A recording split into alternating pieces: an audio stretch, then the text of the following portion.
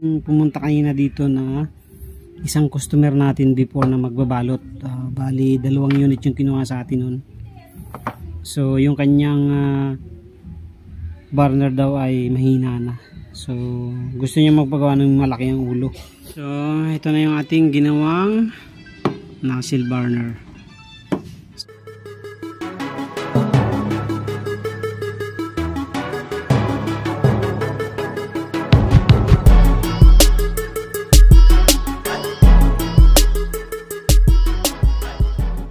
What's up mga kadit, ayan, welcome back dito sa YouTube channel. Kamusta po kayo? At mayroon pumunta kanina dito na isang customer natin before na magbabalot. Bali 2 unit yung kinuha sa atin nun. So yung kanyang burner daw ay mahina na. So gusto niya magpagawa ng malaki ang ulo. So ngayon naghanap ako kanina ng materyales. So may nakita pa tayo na isang piraso ng niple. So wala naman tayong makuha na metal cap o ito, yung ganito. Kaya naghanap ako sa mall. Yun nga lang ang problema, wala tayong makita. Buti nakakita ako dito sa may malapit sa amin na hardware. Bumili ako ng 2 kasi 2 yung order sa atin. Ayan. Gagawin natin yun ngayon. I-welding natin. So papakita ko na lang mamaya pag natapos natin. So ganito siya kataas yung order niya. Pero mas mataas yan ng kaunti pag natapos natin. Kasi mas malaki yung ulo eh. So buuin natin para maibigay na natin sa Monday sa kanya. So may nakapending pa ako ditong gawa. So yan ang muna ang gagawin natin kasi natatamad na akong magawa ngayong hapon. Naka ilang customer na tayo kanina eh. Ito naman hindi naman minamadali. Ito cable na lang naman ang kulang nito. So yun, ano yun, recondition. Maraming problema yun. Pero bukas ko na umpisahan.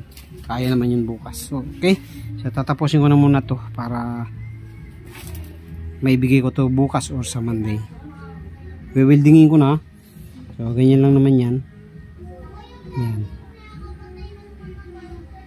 Para mabutasan na natin mamaya. So ito na yung ating ginawang nozzle burner.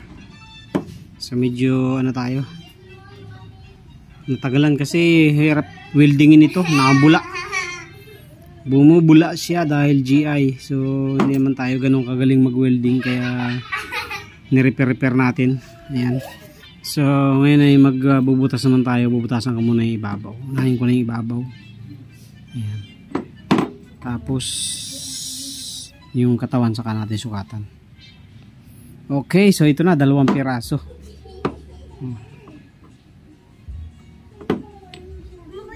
So dito tayo magbubutas. Ito isang set to eh. Yan. So may-ari na nitong unit na to. So dito natin bubutasan yun.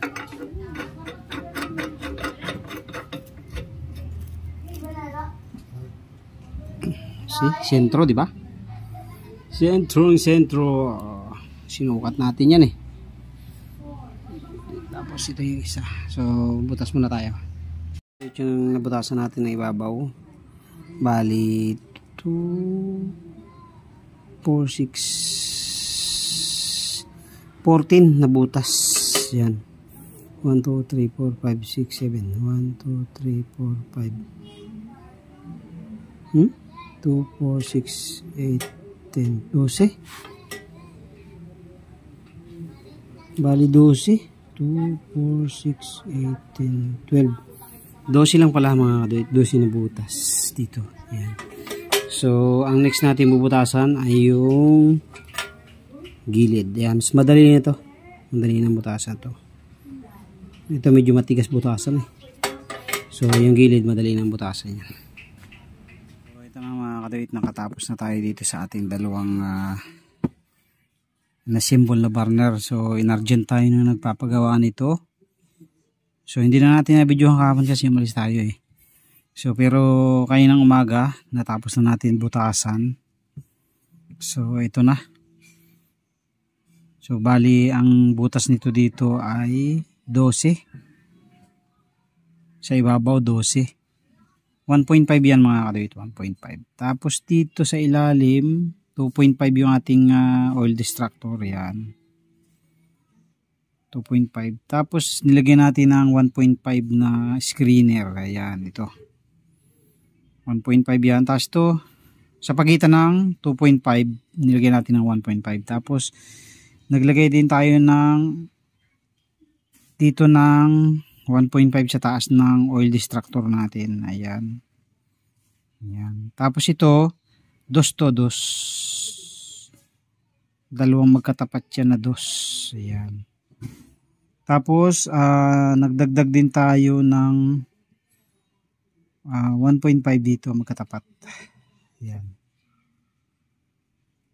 Tapos dito, ito yung screener din natin. Bali 5 yan, 5.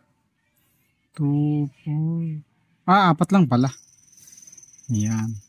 So, yan na yung ating in-order. O in-order sa atin na nozzle burner. Gusto daw nila yung malaki ang ulo. Kasi last time mayroong kumuha din sa atin na magbabalot. Ang pinagawa rin niya, ni-request niya yung malaki ulo. Kasi yung ginawa natin, mga gawa natin before ay 3/4 lang yung ulo.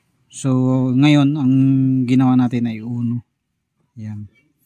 So ito yung mga old style pa natin na nozzle burner. So yung last kasi na ginawa natin, yung wala ng welding, naka-coupling na lang siya. Yan, meron ditong coupling sa ilalim, tapos sa ibabaw. Ayan.